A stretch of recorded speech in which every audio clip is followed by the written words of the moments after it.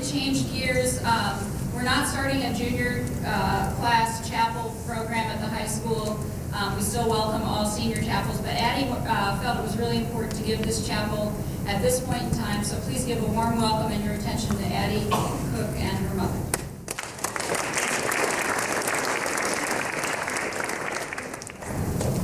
Hi, I'm Addie Cook. I'm not a senior and this isn't my senior chapel, but there's something important to me that I'd like to share with you today, and I appreciate having the opportunity to do so.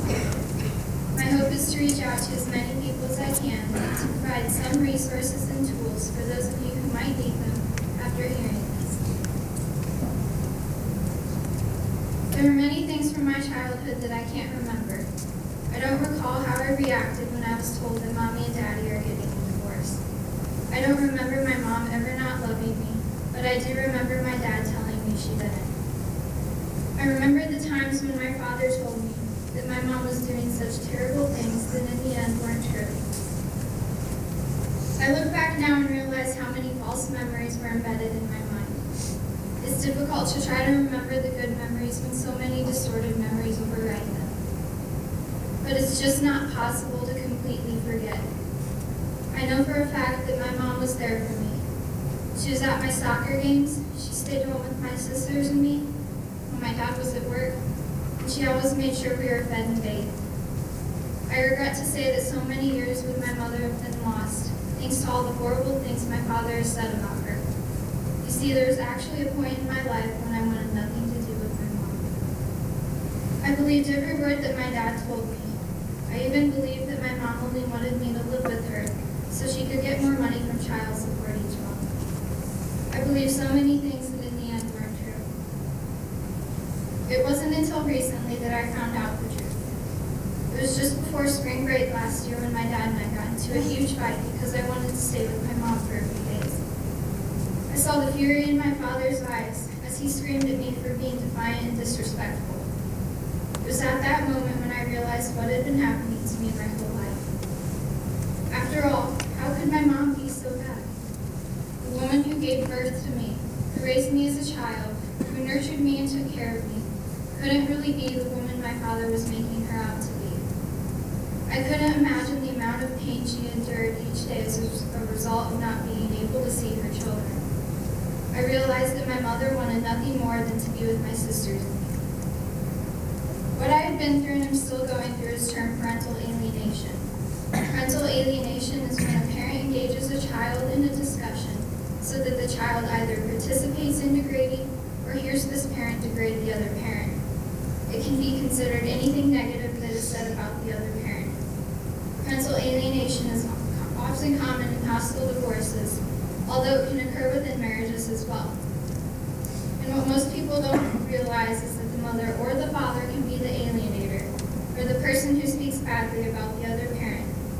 In an extreme case, a father could tell his child that Mommy never wanted you, Mommy doesn't love you. In a more mild case, it could be even as little as a mother telling her child that you're going to stay with Daddy for the weekend, but don't worry, honey, it'll be okay and you'll be home with Mommy soon. Parents can become so upset that they tell the child way too much information and even at times show the child court papers to prove a point against the other parent. Parental alienation is a form of child abuse that is beginning to grow more rapidly as the divorce rate increases in the United States and around the world. I'd like to show a video from an expert on parental alienation who briefly explains more.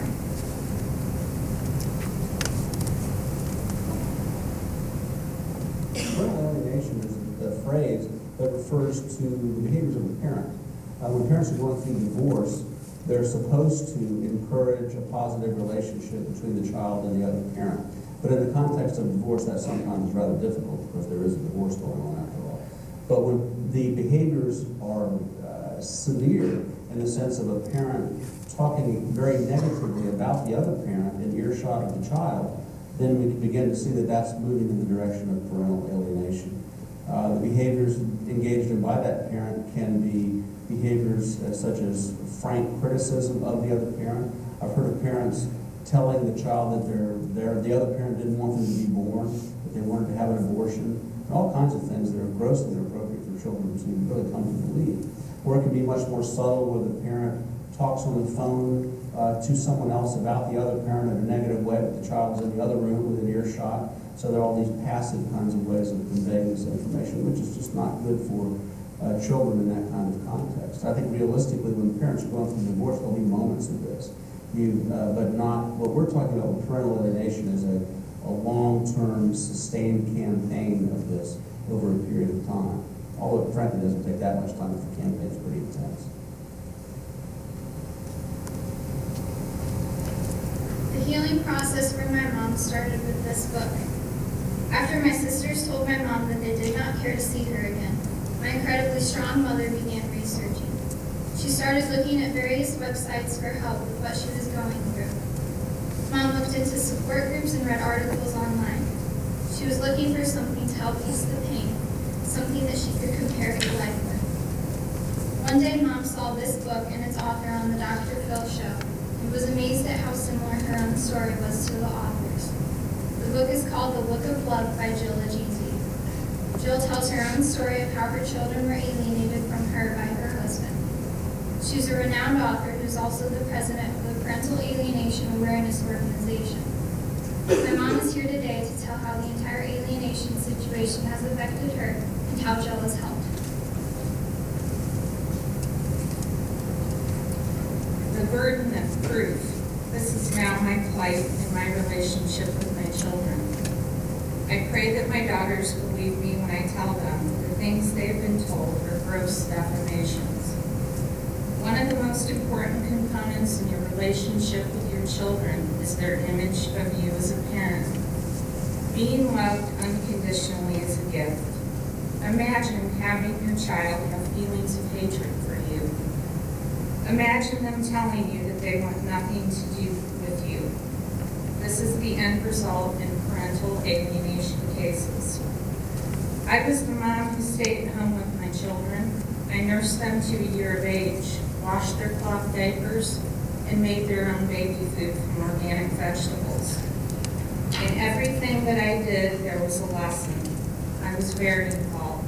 They just don't know this because they were told I was not. Losing my children's love and respect was like stripping 3 pieces of my heart and my soul from me. A parent that is a targeted parent by parental alienation mourns the loss of their child every day of their life. Their child's mind has been kidnapped and their history rewritten. We need to commit to shielding our children from destructive communication. People lose this commitment somewhere in the disappointment and anger of a failed marriage. They allow their impulse to engage in personal resentment to take priority over concern for their children. Studies indicate that children who suffer parental alienation have a high rate of low self-esteem, depression, drug and alcohol issues, trust issues, alienation of their own children, and force. If you are a child suffering from parental alienation, I have some advice for you. Try looking at the parent when they are engaging you in conversation and simply say, please stop.